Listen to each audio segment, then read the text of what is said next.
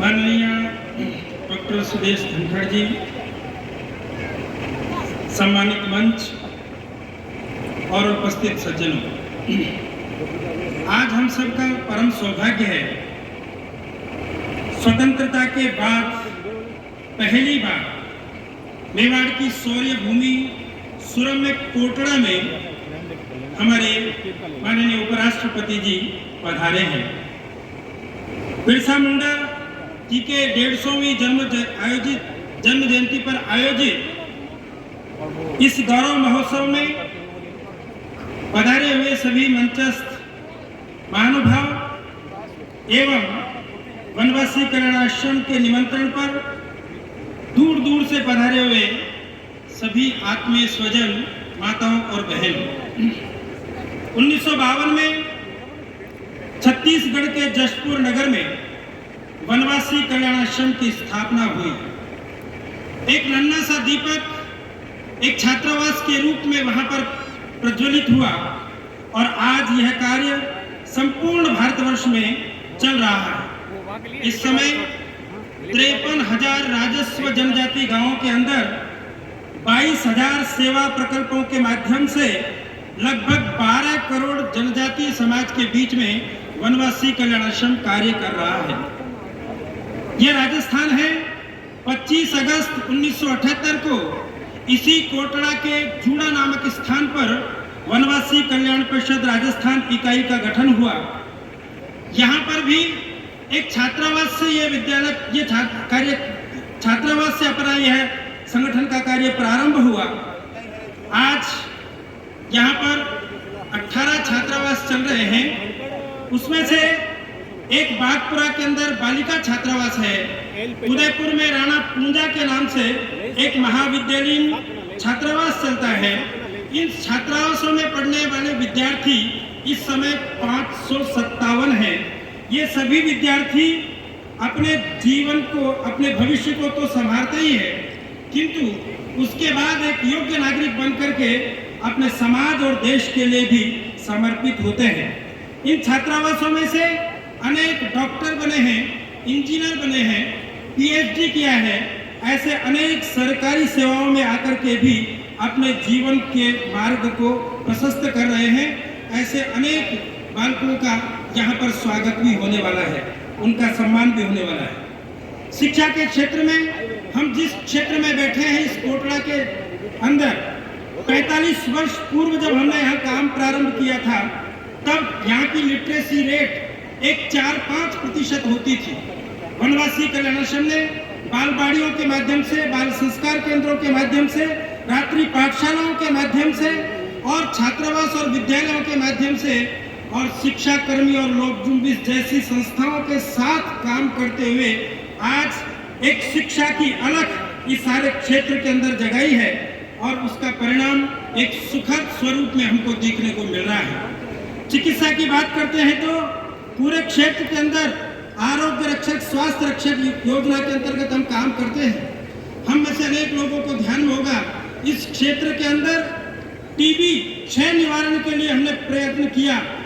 यहाँ पर पेशेंटों को आइडेंटिफाई करके और उनके चिकित्सा की, कुपोषण के लिए हमने पोषाहार को वितरण किया और सामान्यतः क्षय रोग निवारण के लिए जो क्योर रेट है वो कहीं 30-40% होती है, कहीं पर 60% पर अटक जाती है।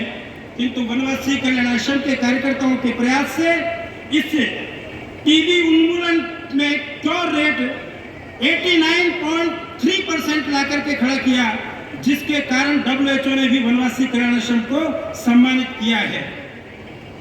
यहाँ पर कौशल विकास का काम चलता है। अभी आदरणीय माननीय उपराष्ट्रपति जी ने अवलोकन किया है। लगभग 500 से अधिक बहनों को हमने स्किल डेवलपमेंट के आधार पर उनको प्रशिक्षित किया है और इस समय लगभग 250 बहनें जूट पर एम्ब्रॉयडरी का काम करते हुए अपने आर्थिक विकास के मार्ग पर चल रही है।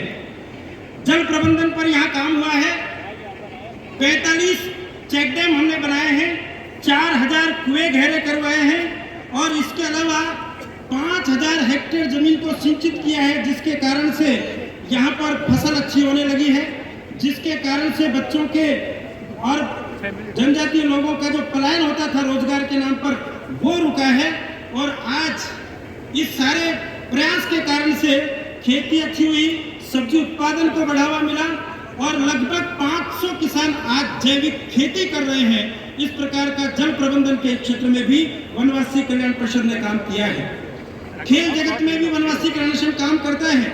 28 दिसंबर 2017 को भोपाल के अंदर क्रीड़ा महोत्सव हुआ। उस क्रीड़ा महोत्सव में सभी प्रांतों के जनजातीय तीरंदाज आए। इतनी बड़ी संख्या के तीरंदाजों को देख करके golden book of world record में वनवासी कल्याण संघ का नाम दर्ज हुआ है।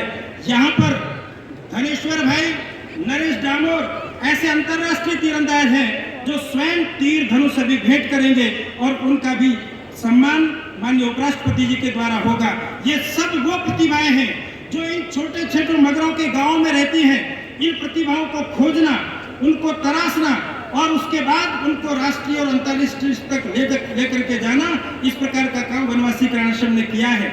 ये जो नरेश डामोर है, जब राष्ट्रीय स्तर पर खेल करके आया, उसके बाद इसने एक बात मेरे से कही थी। मैं यहाँ संगठन मंत्री था राजस्थान प्रदेश का, तब भाई साहब मेरे मन के अंदर विदेश की धरती पर जाकर तीर चल करके भारत का नाम ऊंचा करके आने का जज्बा है, किंतु मेरे पास अत्याधुनिक तीर धनुष नहीं है। उस समय समाज के सहयोग से 3 लाख रुपए का तीर धनुष देकर नरेश को भेजा और यही नरेश डामोर 6 देशों के अंदर गया और विदेश की धरती पर जाकर तीर चलाकर भारत का नाम रोशन करके आए हैं। आज हमारे बीच में उनका सम्मान होने वाला है। वनवासी कल्याण संघ स्वावलंबन और स्वाभिमान, इस पर जो काम कर रहा है, सच में यही जनजातीय गौरव है। वनवासी कल्याण संघ 2018 में भगवान बिरसा मुंडा के जन्म जयंती को लेकर जनजातीय गौरव दिवस मनाना प्रारंभ किया।